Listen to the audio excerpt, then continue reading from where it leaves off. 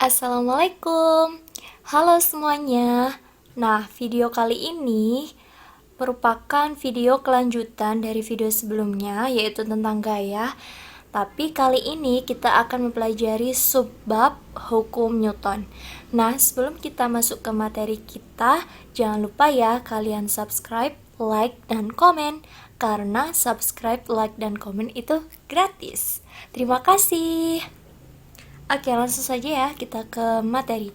Jadi, hukum Newton itu ada 3 ya. Ada hukum Newton 1, ada hukum Newton 2, dan ada hukum Newton 3. Nah, untuk hukum Newton 1 itu berbunyi bahwa suatu benda akan tetap diam atau tetap bergerak lurus beraturan, artinya tetap bergerak lurus dengan kecepatan yang tetap jika resultan gaya yang bekerja pada benda itu sama dengan 0. Nah, berdasarkan hukum ini, kalian dapat memahami bahwa suatu benda itu cenderung mempertahankan keadaannya. Benda yang diam akan cenderung untuk tetap diam, dan benda yang bergerak akan cenderung untuk tetap bergerak. Oleh karena itu, hukum Newton 1 juga disebut sebagai hukum kelembaban atau hukum inersia. Nah, untuk lebih jelasnya, coba perhatikan gambar berikut ini. Gambar ini menunjukkan gelas di mana di bawahnya ada selembar kertas. Coba kalian lakukan percobaan ini di rumah. Lakukan percobaan dengan menarik kertas secara horizontal dengan perlahan. Coba kalian amati apa yang terjadi pada gelas dan ulangi hingga 3 kali. Nah, otomatis gelasnya akan ikut bergerak kan, karena kertas ditarik secara perlahan. Sekarang coba lakukan percobaan dengan menarik kertas yang ada di bawah gelas tersebut secara horizontal dengan cepat. Maka apa yang terjadi dengan gelas tersebut? Ya, gelas tersebut akan tetap diam berada pada posisinya. Dia tidak ikut bergerak mengikuti kertas, tapi dia tetap diam pada posisinya. Nah, pada percobaan tadi itu merupakan percobaan sifat kelembaban benda, di mana kalian menemukan fakta bahwa gelas akan tetap diam saat kertas ditarik dengan cepat secara horizontal. Nah, hasil percobaan tersebut menunjukkan bahwa benda itu memiliki kecenderungan untuk tetap mempertahankan keadaan diam atau geraknya dengan kecepatan tetap yang disebut sebagai inersia atau kelembaban benda.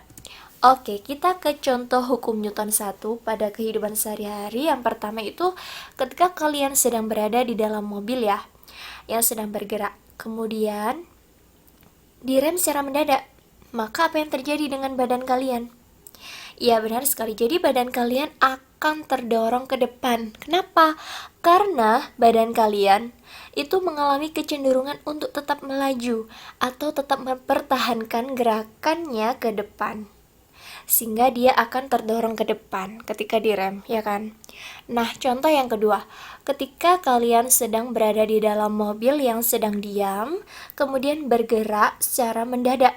Nah, awalnya mobilnya diam, kemudian tiba-tiba mobilnya bergerak secara mendadak. Maka apa yang terjadi dengan badan kalian? Maka badan kalian akan terdorong ke belakang kan? Nah, ini badan kalian itu mengalami kecenderungan untuk tetap diam. Nah, contoh lain coba perhatikan meja. Sebuah meja itu akan tetap diam, ya kan? Sampai ada gaya yang cukup untuk menggerakkan meja tersebut. Jadi meja tidak akan bergerak-gerak sendiri kecuali ada gaya yang memberikan, ya kan? Jadi meja yang ada di rumah kalian, contohnya misalnya meja akan tetap diam tepat di posisinya ketika tidak ada gaya yang diberikan kepada meja tersebut. Seperti itu contohnya. Kemudian ada contoh lain, yaitu berupa mobil bergerak dengan kecepatan konstan. Nah, coba perhatikan mobil ini bergerak dengan kecepatan konstan, yaitu 10 km per jam. Jadi, mobil yang bergerak dengan kecepatan konstan akan berjalan dengan kecepatan konstan jika tidak ada gaya yang diaplikasikan ke mobil tersebut. Jadi, contohnya gayanya misalnya seperti gas atau rem. Jadi, mobil akan bergerak dengan kecepatan tetap jika tidak diberikan gaya berupa misalnya gas. Kalau diberikan gaya berupa gas, maka kecepatannya akan bertambah, ya kan? Kalau diberikan gaya berupa rem, maka kecepatannya akan berkurang. Nah, itulah yang dinamakan dengan kelembaman benda atau inersia. Dari sini sudah paham kan hukum Newton 1? Dan secara matematis hukum Newton 1 itu dapat dituliskan sebagai sigma F sama dengan 0 karena resultan gayanya sama dengan 0 kan? Oke, paham ya? Kita lanjut ke hukum Newton yang kedua. Hukum Newton yang kedua berbunyi bahwa resultan gaya yang bekerja pada suatu benda tidak sama dengan 0. Benda akan bergerak dengan percepatan yang besarnya sebanding dengan resultan gayanya dan berbanding terbalik dengan massa kelembamannya. Oke, secara matematis, hukum Newton 2 ini dapat dituliskan seperti ini. A sama dengan sigma F per dibagi M. Sigma F itu adalah resultan gaya. Nah, A ini apa? A itu adalah simbol dari percepatan.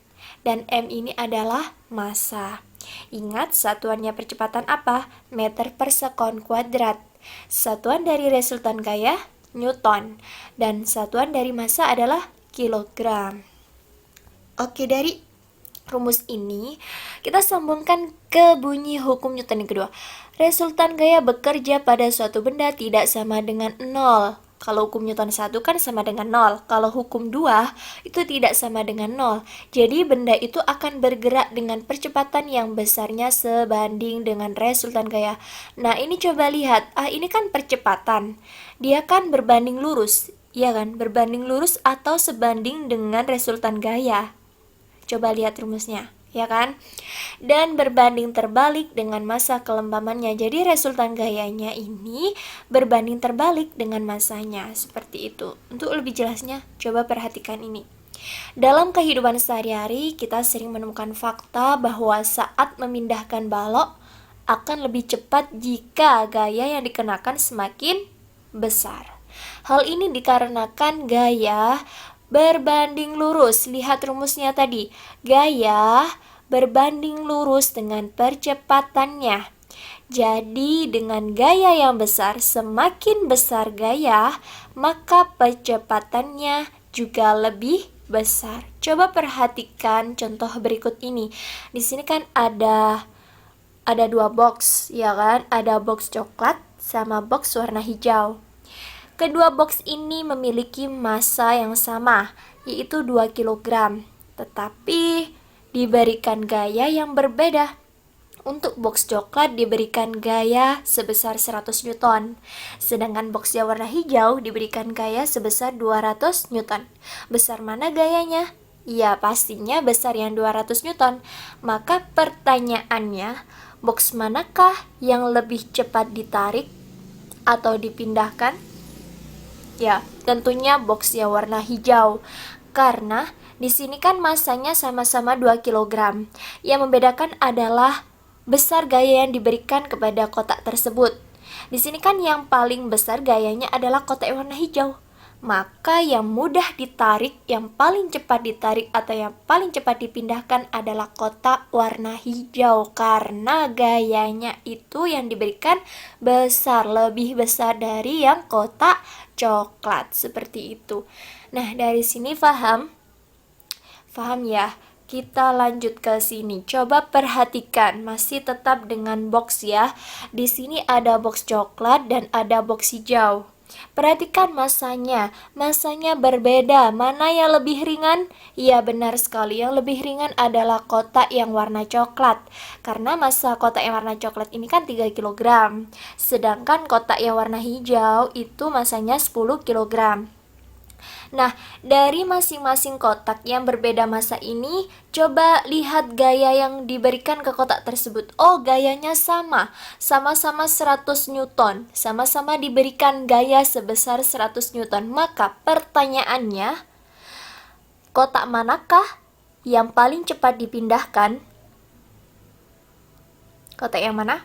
Iya, benar sekali. Jadi Nah, dari contoh di atas, dengan gaya yang sama, maka kotak yang berwarna coklat yang lebih cepat dipindahkan karena kotak yang berwarna coklat ini memiliki massa yang lebih ringan daripada kotak yang berwarna hijau. Hal ini disebabkan, coba lihat rumusnya di sini. Massa berbanding terbalik dengan percepatan benda. Jadi, semakin kecil, coba lihat, semakin kecil massa benda ini, maka semakin besar percepatan benda tersebut karena massa berbanding terbalik dengan percepatan. Nah, dari sini sudah paham? Pasti sudah paham ya untuk hukum Newton 2. Lanjut ke contoh soal. Contoh soal untuk hukum Newton yang kedua, yaitu benda bermassa 1 kg bergerak dengan percepatan konstan 5 meter per sekon kuadrat. Berapa besar resultan gaya yang menggerakkan benda tersebut? Oke, kita menyelesaikan permasalahan tersebut. Diketahui, kita tulis dulu ya, diketahui. Untuk mencari diketahui, kita lihat soalnya. Apa yang diketahui di soalnya? Yang pertama, diketahui massa. Simbolnya massa M. M-nya berapa di sini? 1 kg. Terus diketahui apa lagi dalam soalnya? Percepatan. Percepatan disimbolkan dengan A.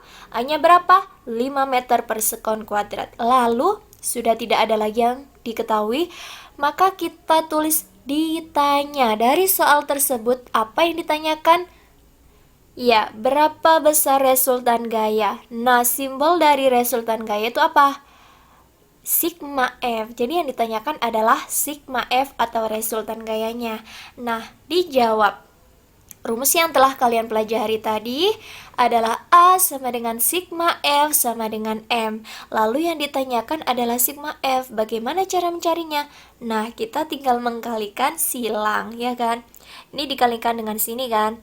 M dikalikan dengan A. Kalau kalian bingung, coba kalian lihat segitiga berikut ini. Nah, segitiga ini hanya untuk membantu mengotak-atik rumus aja ya. Nah, di sini kita ketahui rumus A itu adalah sigma F per M. Oh ya, sebelumnya, yang harus kalian ketahui bahwa garis yang ini itu menunjukkan dibagi atau per. Ini menunjukkan per atau dibagi. Dan garis yang vertikal ini menunjukkan dikali, ya. Dikali dan ini dibagi, oke? Di sini kan A sama dengan sigma F per M. A kita tulis di sini bisa, kita tulis di sini juga bisa, tapi kali ini saya menulisnya di sini ya. A sama dengan sigma F per, ini menunjukkan arti per ya, atau dibagi, sigma F per M. Bisa juga A-nya kalian tulis di sini, boleh ya, terserah. Pokoknya ini artinya kali dan ini artinya dibagi. Nah, sekarang kita mau mencari sigma F. Nah, ini kan sigma F. Kita tutup dulu sigma F-nya begini. Nah, yang belum ditutupi mana? M sama A. Berarti rumus sigma F apa? M, ingat ini dikali A. M kali A atau A dikali M. Seperti itu. Mudah kan? Nah, misalkan lagi ya, misalkan kita mau mencari massanya. Bagaimana ya mencari massanya? Kita tutup dulu M-nya, kita tutup seperti ini Nah, mana ya yang belum ditutupi? Ya, yang belum ditutupi adalah sigma F dan A-nya. Kita ketahui bahwa ini per, berarti untuk mencari M adalah M sama dengan sigma F per A, seperti itu. Nah, dari sini paham kan dengan bantuan segitiga ini? Oke. Nah, untuk mencari sigma F, maka adalah A kali M atau M kali A, karena perkalian itu bersifat komutatif. Oke, balik lagi ke fisika. Sigma F sama dengan M kali A. Nah, kita ketahui M-nya tadi berapa? 1 kg. Kita tulis di sini. A-nya berapa? 5. 1 kali 5? 5. Nah, jangan lupa satuan resultan gaya adalah Newton. Dari sini sudah paham kan? Oke. Nah, sudah selesai ya pembahasan kita mengenai hukum Newton 1 dan hukum Newton 2. Nantikan video kita selanjutnya ya di hukum Newton yang ketiga. Terima kasih. Semoga video ini bermanfaat ya untuk kalian. Assalamualaikum.